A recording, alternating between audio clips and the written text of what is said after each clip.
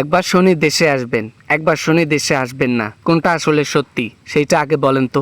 আপনার সাথে সরাসরি আজকে আমার কথা হচ্ছে, বলেন দেশের পাবলিককে বলেন, কে কে কে আসবেন নাকি আসবেন না বলেন। দেশে তো আমি যাবই, গদিও আমি নেবই। দেশের মধ্যে যাব, রাজত্ব থাকবে আমার, সবকিছু সিংহাসন মিংহাসন যা আছে সব আমার থাকবে। তোমরা শুধু আমার কাঠপুতলি হয়ে থাকবা। জনগণকে দেখার এবার কথা আছে আমার। কিন্তু আমি তো দেখতেছি উল্টাটা, জনগণ এবার আপনাকে দেখার কথা আছে। এর আগে কোনো রকমের জঙ্গলে গিয়ে মঙ্গল করে পালিয়ে গিয়েছেন, এইবার আর সেটার কোনো সুযোগ হবে না। কোমরে দড়ি লাগিয়ে পুরো বাংলাদেশ ঘোরানো হবে, এটাই পাবলিকের মনোবল। এই বেটা বলে কি রে, মাথা টাথা খারাপ হয়ে গেল নাকি? এই বেটার কথা শুনে মনে হচ্ছে তো বাংলাদেশে মনে হয় কিছু একটা হবে। হ্যাঁ, কোমরে দড়ি লাগাবে মানে এই তো মনের মধ্যে ভয় ঢোকালো। আর যাব না, আর বাংলাদেশে যাব না। হেস, বাংলাদেশে আসতে হবে। বাংলাদেশে না আসলে আপনি রাজত্ব করবেন কেমনে, লোকদেরকে চালাবেন কেমনে, সিংহাসন নেবেন কেমনে? এটার জন্য বাংলাদেশে আসতে হবে এবং পাবলিকের হাতে পড়তে হবে এবং আল্লাহর কাছে যেতে হবে।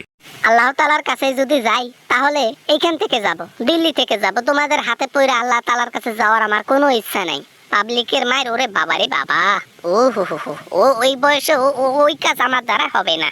মনের মধ্যে এত ভয় নিয়ে কেমনে রাজনীতি করেন বলেন তো দেখি হাসিনা আপা। আপনি না এই বললেন ডিসেম্বরে আসবেন, আপনি আবার লাইভে আসলেন, আপনার মুখখানা পর্যন্ত দেখতে পারলাম না। অন্ধকারে মিনমিন করে কথা বলে আবার চলে গেলেন কেন? চেহারাটা আমার ভুসকি গেছে, আগের মতো সুন্দর নাই তো এই জন্য আসি নাই। টাকা পয়সাও হাতে নাই, আগের মতো সার্জারিও করতে পারি না।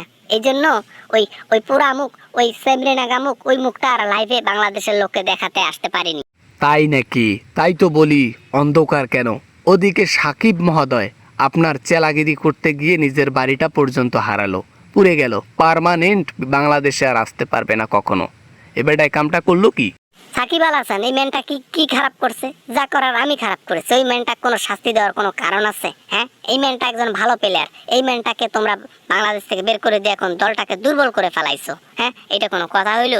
আরে বেটা, তোমার দালালি যে করবে সে কখনো ভালো হবে না। তুমি যেমন, দালালি যে করবে সেও তেমন। তাই বাংলাদেশের মানুষের কাছে যেটা ভালো মনে হয়েছে সেটাই করেছে। বাংলাদেশের জনগণই হচ্ছে সরকার। জনগণের মনে যখন যা উঠতেছে তাই করতেছে, তাহলে সরকার পদবিতে রাখার দরকার কি? তাহলে সরকার জনগণই হোক। জনগণের তো তাহলে এই যা মনে আসতেছে তাই করতেছে, আমাদেরকে বের করে দিতেছে, যাকে মন চাচ্ছে তাকে বসাচ্ছে। তো জনগণে থাকুক বসে। আগে ছিল আপনাদের কাছে জনগণ কাঠপুতলি, এখন জনগণ সচেতন হয়ে এখন জনগণের কাছে সরকার কাঠপুতলি। জনগণ যেমনে নাচাবে সরকার তেমনে নাচবে। এটা জনগণের পাওয়ার। Power is power. মসিমা, আর যাব না বাংলাদেশে, আর যাওয়া হবে না। হয়েছে, বাংলাদেশে যাওয়া ক্যান্সেল। এখন দিল্লিতে পড়ি মরি, এখানে কি করি করি, আর যাব না। Decision final. এখন যাব যাব বলে আর যাব না, মজা নেব।